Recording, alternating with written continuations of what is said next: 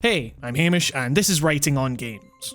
Detroit Become Human started off life as a literal tech demo, a 7-minute short film written by David Cage, in which we see an early version of one of our protagonists, Kara, waking up as she's being assembled, taking orders from a faceless voice that she nevertheless quickly establishes a rapport with. As she reads off a humorous declaration of her servitude and her limbs are attached, she becomes subtly but visibly excited at the prospect of being alive, only for the discussion with her friend to turn to shock as she's immediately disassembled for showing emotion. And it's only when she reveals that she's scared of dying after the wave of euphoria she's just felt that the voice grants her mercy. It's a perfectly contained, dare I say well-written story. It uses its visuals in a compelling way, gradually revealing more of Kara's perspective as she develops, and contrasting her natural whimsy with the sterile brutality she awakes to.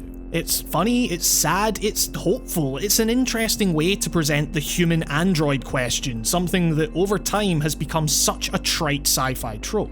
And most importantly, it doesn't waste time on elaborating what the situation is. She's awake, she shows emotion, boom, she's gone. It gets in and out in 7 minutes, it's neat. According to Cage, it was the surprisingly positive response to this self-contained story that inspired him to expand it into the world of Become Human. And in doing so, he seemingly ignores almost everything that made that story what it was. The subtle visuals and dialogue suddenly become the most heavy-handed imagery you could possibly imagine. The conciseness of its scenario turns into meandering through nothingy situations, stretching out every action into its most basic mechanical minutiae, showing a fundamental misunderstanding of how games can tell their stories, all in service of delivering a message on the humanity of androids about as potent as an old rock band decrying Bush as a bad president. In other words, it's a David Cage game through and through. He's always been like this, talking about the potential of games as some nebulous, emotional storytelling medium, while in practice remaining about 5 years behind everyone else in the narrative department.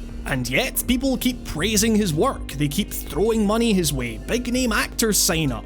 He uses the most bleeding edge tech to produce these gorgeous looking worlds, teams of hundreds of people bringing their A game for this nonsense. A game that's about as subtle with its Christ imagery as a goddamn brick to the face, a game that reveals horrendous abuse through crayon drawings of an android in bits and a wee girl in tears, a game that draws some unbelievably literal lines between its central struggle and not only the civil rights movement, but the goddamn Holocaust, and genuinely tops it all off with questions such as, okay, maybe this part could actually be considered a legitimate spoiler, so I'm giving you an opportunity to skip to the time thing shown, but oh my god, it's too funny not to mention. Okay, we good? Go. What if all our divides could be healed through the power of song? It is wild. David Cage is a lunatic. And honestly, it's kind of amazing to witness the train crash. After a tepid opening few hours in which it feels like very little actually happens, again, typical of most Cage games, the schlock really starts to pick up, and it led to moments of my mouth being agape, head in my hands, rolling around with laughter at the earnestness with which all of this is presented.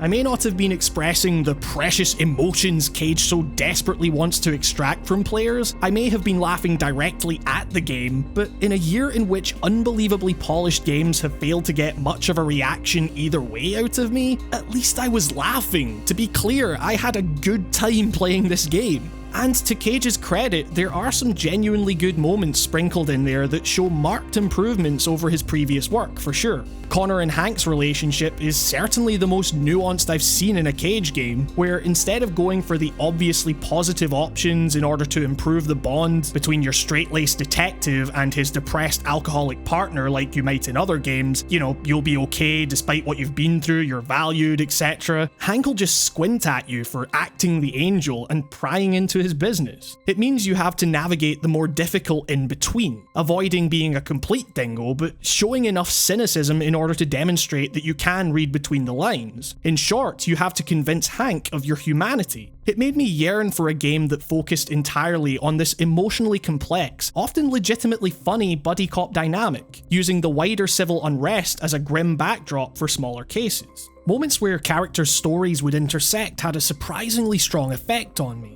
I suddenly had to stop thinking about how I played each character separately, and instead try to weigh up those individual motivations against how I wanted the larger story to proceed. This character wants to capture that character, for example, and I could easily make that happen as I'm controlling both, but perhaps deliberately maintaining that cat and mouse tension would make for a more interesting story. Cage has always talked about putting players in the action, and this is the closest he's ever come to that. It's just that instead of fulfilling the role of actor focusing on individuals, in these situations you're more a director controlling actual pacing as you consider the game's bigger picture. It just so happens that ultimately this is a Cage game, and so of course these moments are going to be few and far between in favour of some truly awful writing. And I'm not just talking about the heavy-handedness of the dialogue or the imagery and the symbolism at play, I'm talking instead about Cage's continued insistence that games have to ape the storytelling language of film in order to be a viable emotional medium, while also failing to utilise the narrative strengths of either art form. Let me give you an example. Imagine you're reading a movie script. It's meant to be an exciting heist scene, and it reads, character is told to cut hole in window, character picks up bag, character walks over with bag to window, character puts bag down at window, character opens bag, etc. You'd be laughed out of any writer's room for not just having a character say, get the goddamn window, and then showing the window getting got. It was the same in Heavy Rain, in which you'd wake your character up, you'd stand your character up, you'd take a shower, you'd take a piss, and on with this utterly meaningless busywork that did absolutely nothing to further the story. Here, at least there's some narrative justification to having what is ostensibly a slave go around and cleaning every part of a house, for example, but given how the game has you repeating every action long after you've gotten the point about what it represents, how it fetishizes giving you absolute analog control over the smoothness of your interactions, even though all it could ever do in a narrative sense is make opening a door or helping someone up look goofy as hell, Cage can't seem to decide whether he actually wants to tell you a story, or if he wants to merely impress you with his tech. And it all brings us back to where it started. Kara was a demo envisioned by a man focusing on one medium that he understands, resulting in a surprisingly focused and well put together end product. Detroit Become Human was meant to be Cage's storytelling opus, and perhaps ironically, ends up feeling like more of a tech demo, albeit an entertainingly schlocky one, than the actual demo that inspired it. So I hope you enjoyed my piece on Detroit. I know some people really like this game, and if you do, that's cool. I just perhaps like it for different reasons. As always, these videos are made possible by your unbelievably generous support over on Patreon, so if you want to help the show, maybe consider donating. Every pledge helps more than you can possibly know. Special thanks go to Mark B. Writing, Nico Bleackley, Rob, Michael Wolf, Artyom Vitsyuk, Spike Jones, The Nameless Guy, Chris Wright, Dr. Motorcycle, Harry Fuertes, Ham Migas, Travis Bennett, Zach Casserly, Samuel Pickens, Tom Nash, Shardfire, Philip Lange, Anna Pimentel, Jesse Ryan, Brandon Robinson, Justin's Holderness, Biggie Smith, Peter, Christian Kuhneman, Camel Traffic, Nicholas Ross, and Charlie Yang. And with that, I've been Hamish, and this has been Writing on Games. Thank you very much for watching, and I'll see you next time.